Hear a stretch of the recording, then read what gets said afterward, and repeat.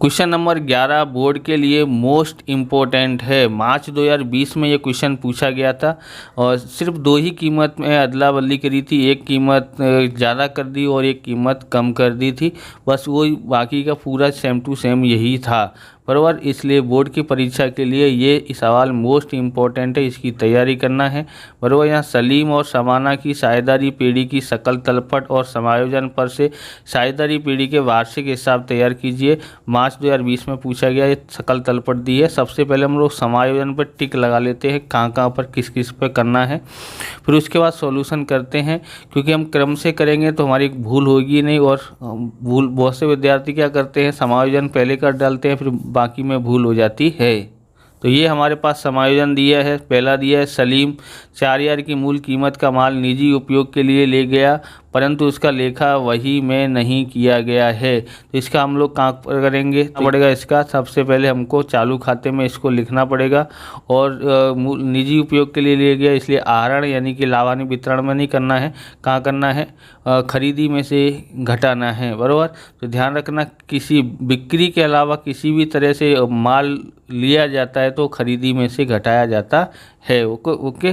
तो यानी कि बिक्री के अलावा माल किसी भी प्रकार से गया हो तो उसको खरीदी में से घटाते हैं बराबर। इसका हम लोग करेंगे। दूसरा है, हिसाबी वर्ष के अंत में 8000 की कीमत का माल खरीदा था, परंतु वही में लिखना रह गया है। तो हम लोग इसको है ना व्यापार खाते में दोनों की एंट्री करेंगे। बाकी रहते पेश की चुकाया बीमा प्रीमियम, तो बीमा प्रीमियम हमारे पास यहाँ पर है, तो इस तरह लिख देते हैं। समायोजन नंबर 3 है। ओके।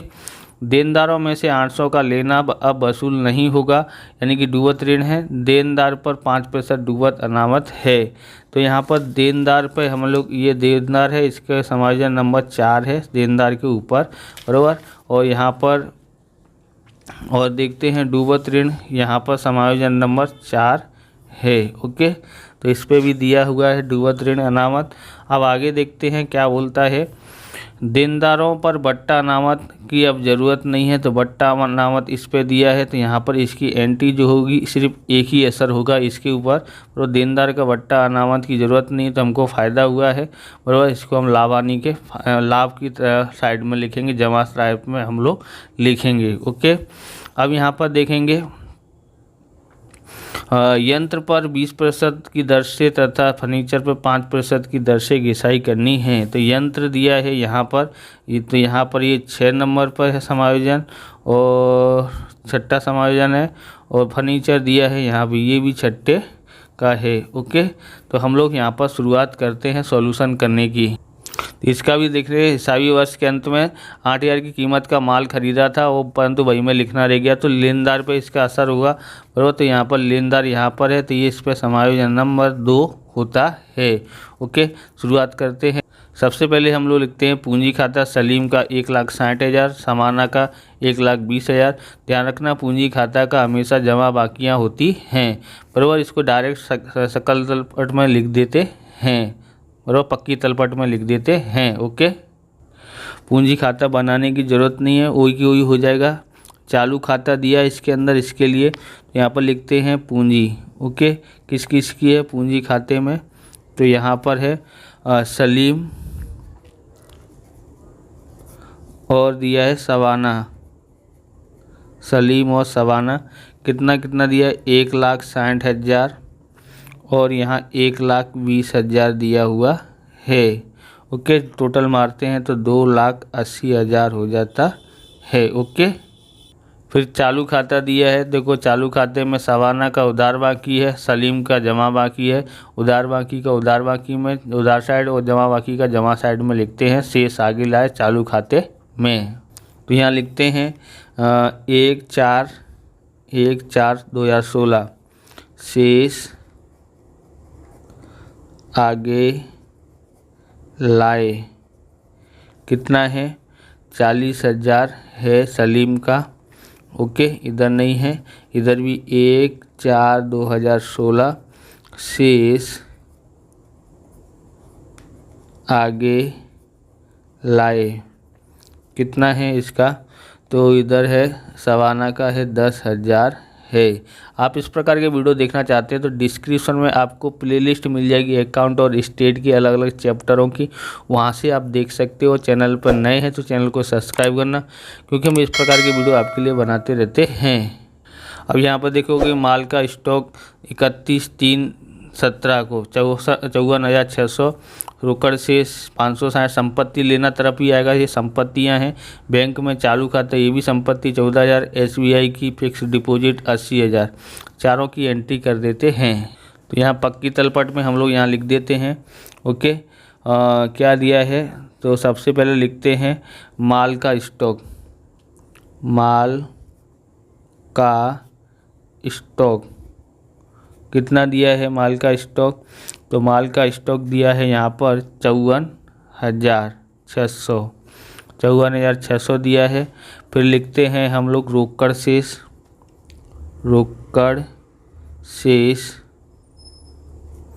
रोकड़ शेष कितना दिया है 560 दिया हुआ है, 560। ओके, फिर हम बैंक में चालू खाता, बैंक में चालू खाता 14,000। ओके, फिर SBI में, SBI की फिक्स डिपॉजिट कितनी है, यानी इसको हम लोग विनियोग की तरह दर्शाते थे पहले, तो ये विनियोग ही है। ओके, 80,000 हमने लिख दिया है, ये पक्की तलपट में दर्शाया है। ओके, तो देनदार पर पहला करते हैं। पहले देनदार कितना है, देनदार हमारे पास है 36,800 और लेनदार है 24,000। पहले देनदार का करते हैं समायोजन सहित सब कुछ।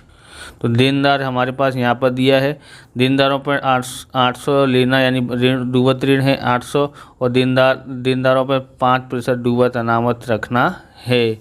यहाँ भी आपको ध्यान में रखना पड़ेगा, डूबत ऋण और डूबत ऋण अनामत यहाँ पर दिया गया है, कितना कितना दिया है तो आप देख सकते हैं। ओके, 400 और 2,000, डूबत ऋण का भी साथ में कर देंगे। तो पक्की तलपट में लिखते हैं सबसे पहले देनदार। देनदार कितने हैं तो 36,800 है। ओके, उसमें से डूबत ऋण है, डूबत ऋण है यानी चुका नहीं पाएंगे, मतलब डूब गया है 800 रुपये। कितना आया है 36,000 आया है। ओके, अब इसमें से घटाना क्या है, माइनस करना है डूबत ऋण अनामत। ये दोनों समायोजन दिए थे, डूबत ऋण अनामत कितना दिया था तो 5% दिया था। ओके, 5% कितना होता है तो यानी इसका आधा कर दो, कितना होगा 1800 आता है। घटाते हैं इसमें से तो कितना आएगा 34,200 आता है। कितना आया 34,000। डूबत ऋण अनामत का हम लोग पूरा करेंगे कहाँ पर, लाभ हानि खाते में। तो यहाँ पर लाभ हानि खाते में देखते हैं, सबसे पहले पूरा स्ट्रक्चर आपको याद रखने का है। डूबत ऋण कितना दिया है, यानी कि तलपट में, पक्की तलपट में जो दिया है वो 400 दिया है। पक्की तलपट में से दिया था ना 400 और 2,000 जैसा। फिर ये जो है ना डूबत ऋण समायोजन में से प्राप्त किया है, इसलिए S लिख देते हैं। ओके, समायोजन तो क्या होगा 800 जोड़ते हैं, और प्लस एक और जोड़ना है, क्या करना है डूबत ऋण अनामत, डूबत ऋण अनामत बराबर। ये भी समायोजन का है, कितना था 1800 था, तीनों को जोड़ना है तो कितना होगा 1200, यानी कि 3,000 हो जाता है। 3,000 हो गया है, उसमें से ये घटाते हैं डूबत ऋण अनामत। ये पक्की तलपट में से, पक्की तलपट में कितना दिया था 2,000, ध्यान रखना है बराबर। डूबत ऋण दिया है, क्या दिया, ये समायोजन को दोनों को जोड़ा जाता है, और डूबत ऋण अनामत अगर तलपट में दी गई है तो घटाते हैं, बाकी सबको जोड़ा जाता है। कितना हो जाएगा, यहाँ पर 1000 हो जाता है। ओके, अब लेनदार का दिया है तो इस पर समायोजन नंबर 2 दिया है। तो समायोजन नंबर 2 में क्या लिखा है, हिसाबी वर्ष के अंत में 8000 की कीमत का माल खरीदा था, परंतु बही में लिखना रह गया। बही में लिखना रह गया है मतलब कि लेनदार में क्या होगा, अब बढ़ोतरी होगी, तो इसमें लेनदार में जोड़ा जाएगा और हमको व्यापार खाते में इसको लिखना है। 2 जगह एंट्री हो जाती है। तो यहाँ पर लिख देते हैं लेनदार, क्या लिख देते हैं, लेनदार। लेनदार कितने हैं, तो लेनदार है 24,000। ओके, लेनदार 24,000 है और प्लस नहीं लिखी खरीदी कितनी है, 8,000। कितना हो जाएगा, 32,000 हो जाता है। ओके, अब नहीं लिखी खरीदी को कहाँ लिखेंगे, व्यापार खाते में। तो यहाँ लिखते हैं नहीं लिखी खरीदी। ओके, कितना है, 8,000 है।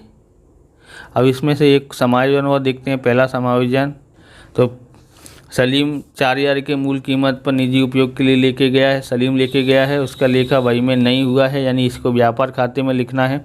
और निजी उपयोग के लिए ले गया है, इसलिए आहरण हुआ। इसको हम लोग 2 जगह पर एंट्री करते हैं। तो यहाँ लिखते हैं, इसमें से घटाना पड़ेगा खरीदी में से, बराबर, निजी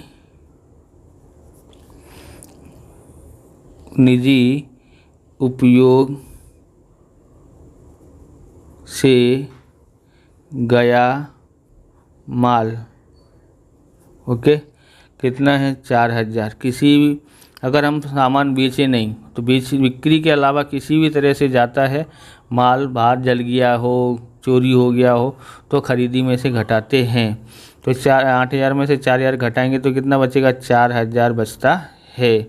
तो निजी उपयोग से ले गया माल मतलब है आहरण। आहरण को कहाँ दर्शाएंगे, चालू खाते में दर्शाएंगे। चालू खाते में उधार तरफ दर्शाया जाता है। तो ये है हमारा चालू खाता। चालू खाते में यहाँ लिखेंगे 31/3/2017। ओके, आहरण खाता। नाम लिखना हो तो लिख सकते हो, किसका नाम है, तो ये है, बराबर, सलीम का था, इसलिए यहाँ पर सलीम सलीम के सामने लिख देते हैं 4,000। ओके, हो गया है। आगे देखते हैं, यहाँ से सिर्फ वेतन बाकी है 37,000, तो लाभानी वितरण खाते में आता है। सॉरी, लाभानी खाते में लिखेंगे 37,000 वेतन को, बराबर। फिर आगे देखते हैं, तो ये है हमारा लाभानी। यहाँ लिखते हैं वेतन खाता। वेतन खाता कितना है, 37,000 है, 37,000। ओके, अब ये देख लेते हैं हम लोग 3। ज़मीन मकान 1,20,000, इस पर समायोजन नहीं है। ऑफिस यंत्र पे समायोजन नंबर 6 है। फर्नीचर पे भी 6 है। ये ऑफिस यंत्र 40,000 है, फर्नीचर 10,000 है। इनका समायोजन देखते हैं तो क्या था, छठा समायोजन है 20% की दर से यंत्र पर, फर्नीचर पर 5% की दर से घिसाई गिननी है। तो यहाँ लिखते हैं ज़मीन मकान। ज़मीन मकान कितना है, ज़मीन मकान 1,20,000 है। ओके, और यहाँ पर उस पर कोई वो नहीं है, समायोजन नहीं है, बराबर, घिसाई नहीं गिननी है। ऑफिस यंत्र है, ऑफिस यंत्र कितने का है, 40,000 का है। ओके, इस पे घिसाई है। घिसाई कितने की है इस पे, तो घिसाई है इसके ऊपर 20%। ओके, तो 10% 4,000 होता है, 20% कितना होगा, 8,000। 8,000 घटाओ कितना आता है, 32,000 आता है। अब दूसरा है फर्नीचर। तो यहाँ लिखते हैं फर्नीचर। फर्नीचर कितना है, 10,000 का है। 10,000 का फर्नीचर है, माइनस घिसाई। घिसाई बराबर कितनी है, तो इस पर 5%, 5 यानी कि 2 से भाग दे तो 5,000 ही आता है। ओके, कितना आएगा, 500 आता है, सॉरी, कितना आएगा, 500। घटाते हैं तो कितना होगा, 9,500 होता है। कितना आएगा, 9,500 होता है। दोनों घिसाई को कहाँ लिखना पड़ेगा, लाभ हानि खाते में। तो यहाँ लिखते हैं, क्या लिखेंगे, ऑफिस यंत्र की घिसाई कितनी है? 8,000 है। और फर्नीचर की घिसाई, फर्नीचर की घिसाई कितनी है? 500 है। अब देखते हैं तीसरा है, यहाँ पर दिया बीमा प्रीमियम, इस पर समायोजन नंबर 3 दिया है। तो यहाँ पर समायोजन नंबर 3 देखते हैं, पेशगी चुकाया बीमा प्रीमियम, यानी हमने पहले चुका दिया है उसमें से, यानी कि हम 400 घटा देते हैं, लाभ हानि खाते में हमको लिखना पड़ता है। ये हमारे पास लाभ हानि खाता। ओके, यहाँ पर लिखते हैं बीमा प्रीमियम, बीमा प्रीमियम कहाँ पर आएगा? तो यहाँ पर आएगा लाभ हानि में, घटाते हैं पेशगी यानी अग्रिम चुकाया है, चुकाया। ओके, कितना है? 400 है, पहले ही चुका दिया है बराबर, इसलिए कितना बचेगा? अब 1600 चुकाना रह गया है। ओके, इसको पक्की तलपट में लिखते हैं। जब पक्की तलपट में इसको लिखते हैं, यहाँ पर लिखते हैं पेशगी चुकाया बीमा प्रीमियम। ओके, कितना है? तो पेशगी चुकाया है 400 है। ओके, आगे देखते हैं। अब इस पे आते हैं, भाड़ा पर ली मशीनरी, तारीख 1/4/2016 में 5 वर्ष के लिए, 5 वर्ष के लिए लिया है, शुरुआत की तारीख दिया है, यानी कि 1 साल हो चुका है। ओके, 5 वर्ष के लिए दिया है, इसलिए 60,000 में 5 से भाग देंगे तो 12,000, यानी 1 साल का हो गया है। 12,000 भाड़े पे ली है, तो हम लोग क्या करेंगे? मशीनरी का भाड़ा चुकाएंगे, कितना अपलिखित करेंगे? 12,000। ओके, तो यहाँ लिख देते हैं भाड़ा पट्टा की मशीनरी कितनी है? 60,000 है। ओके, उसमें से अपलिखित करना है, यानी हमने दे दिया है, इसलिए अपलिखित कितनी है? उसका दिया था 12,000 बराबर। अब यहाँ पर घटाते हैं तो 48,000। अपलिखित को कहाँ लिखेंगे? लाभ हानि खाते में। तो ये लाभ हानि खाते में लिखते हैं। यहाँ पर क्या लिखेंगे? अपलिखित, अपलिखित भाड़ा पट्टा की मशीनरी कितनी है? तो 12,000 है। ओके, अब यहाँ पर देखते हैं स्टेशनरी छपाई 1200 है, डूबत ऋण और डूबत ऋण अनामत 400 और 2000 की एंट्री कर दी है हमने। विज्ञापन खर्च दिया है, इसको हम लोग यहाँ पर ये लाभ हानि खाते में लिखेंगे। विज्ञापन खर्च को 1200, उसको भी लाभ हानि खाते लिखेंगे। मुसाफरी खर्च को भी लिखते हैं बराबर। और व्यापार खाता 61,800 दिया है, इसको व्यापार खाते में लिखते हैं, 4 की एंट्री करते हैं। सबसे पहले व्यापार खाते में लिख देते हैं व्यापार खाता। ओके, कितना था? 61,800 था। ये क्या लिखा है? व्यापार खाता का सकल लाभ है, सकल लाभ है। व्यापार खाता लिखा होगा तो उन्होंने सकल लाभ या हानि होगी बराबर। कहाँ पर लिखा था? तो उधार साइड लिखा था, उधार साइड लिखा, सॉरी जमा साइड लिखा था। जमा साइड लिखा हो तो क्या होगा? तो वो लाभ होता है। ओके, आगे देखते हैं। यहाँ पर हमको खर्चे लिखने थे 3। कौन कौन से खर्चे लिखने के हैं? एक था यहाँ पर लाभ हानि खाता है, ये स्टेशनरी, स्टेशनरी, स्टेशनरी छपाई खर्च कितना था? 1200 था। विज्ञापन खर्च, विज्ञापन खर्च कितना है? तो 1200 है। और मुसाफरी खर्च, मुसाफरी खर्च कितना है? 800 है। ओके, आगे लिखते हैं। सब ये देखते हैं सवाना की लोन 1/10/2016 तो यहाँ पर 60,000 दिया गया है, लेकिन यहाँ पर सामान्य की लोन पर ब्याज का हमको दिया हुआ नहीं है, तो ब्याज देना पड़ेगा। यहाँ देखोगे तो ये मध्य में लिया है, यानी कि 1/10 को लिया है, मतलब कितने 6 महीने की होती है। यहाँ पर ध्यान रखना है लोन पर ब्याज देना है, लेकिन परसेंटेज नहीं दिया हो तो कितना लेते हैं, 6% की दर से ब्याज देना पड़ेगा। और बट्टा अनामत को सिर्फ एक ही एंट्री करनी है, लाभ हानि खाते में लिखना है जमा साइड में, बस ये दोनों की एंट्री करते हैं। सबसे पहले लोन के ऊपर देखते हैं, यहाँ पर लोन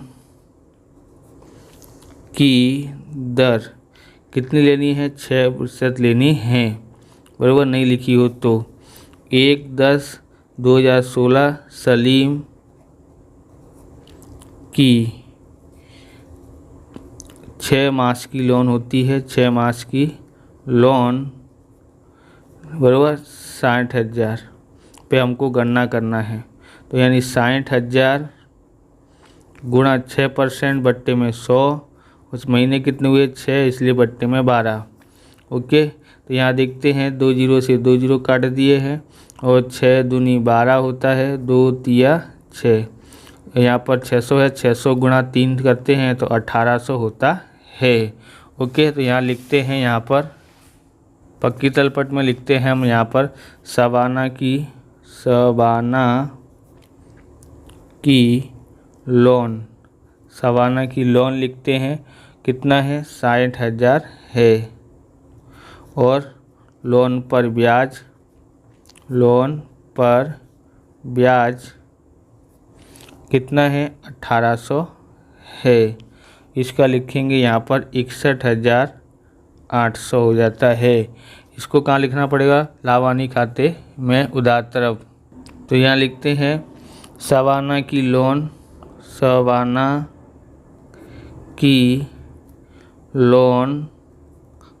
का ब्याज 1800, और हमको लिखना क्या रह गया है, बट्टा अनामत, बराबर। तो यहाँ लिखते हैं बट्टा अनामत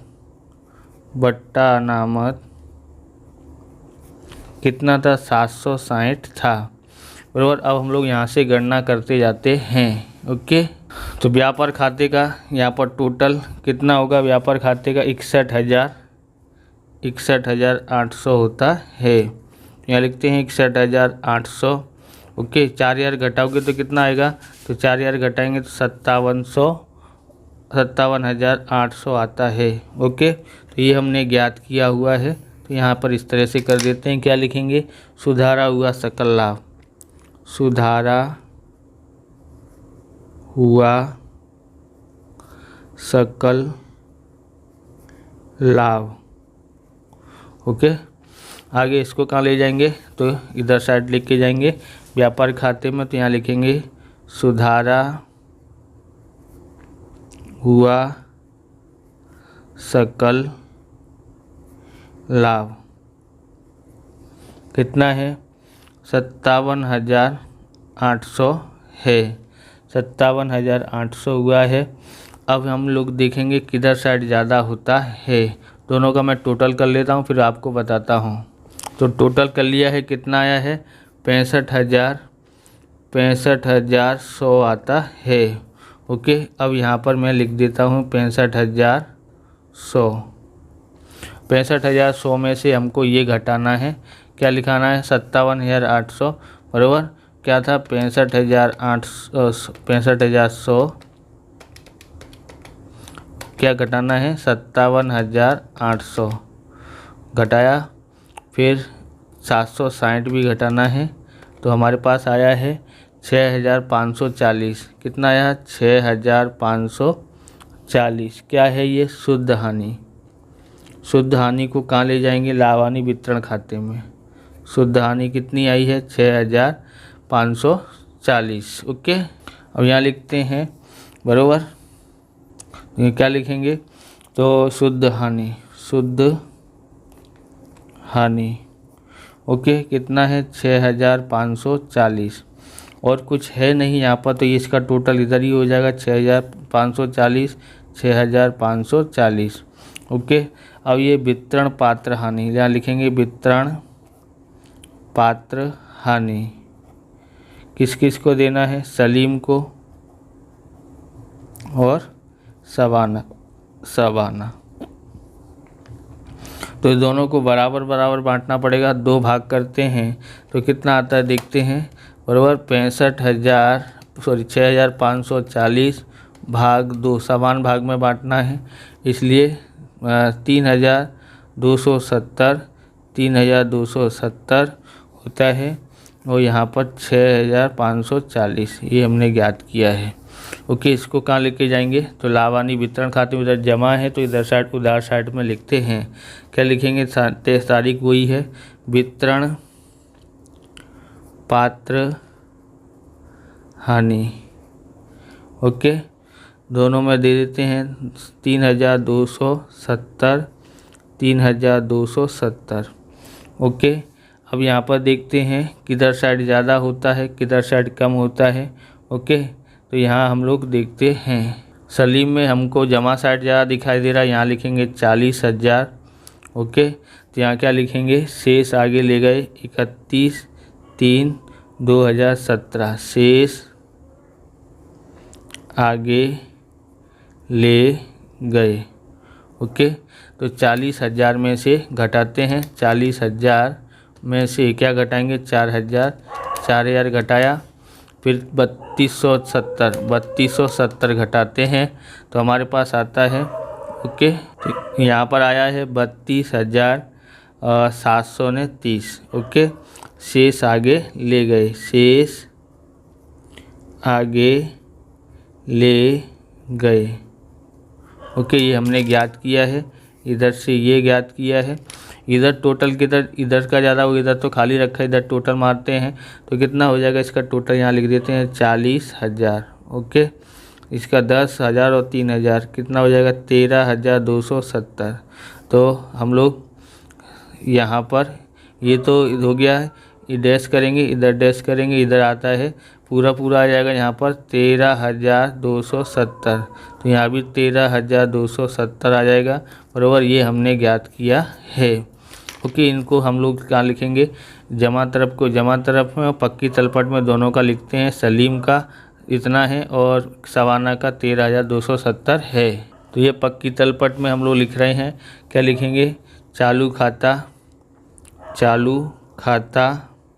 किसका है, शबाना का था, बराबर। तो यहाँ पर कितना है, 13,270 है और इसका दूसरे का लिखते हैं यहाँ पर, किसका था ये, तो ये था हमारे पास चालू खाता सलीम का, चालू खाता सलीम का। ओके, बराबर, 32,000 जिस साइड में है उसी साइड में हमने लिखा है, 32,730 होता है। तो दोनों का हमने यहाँ पर लिख दिया है। अब इसका टोटल देख लेते कितना होता है, टोटल में मान लेता हूँ। तो पक्की तलपट का हमने टोटल कर लिया है, 4,06,530 है, 4,06,530 आया है। इस प्रकार से ये वीडियो पूरा होता है। अगर आपको हमारा वीडियो अच्छा लगे तो लाइक करें, शेयर करें, कमेंट करें। चैनल पर नए चैनल को सब्सक्राइब करें। मिलते हैं नेक्स्ट वीडियो में। जय हिंद, जय भारत, वंदे मातरम।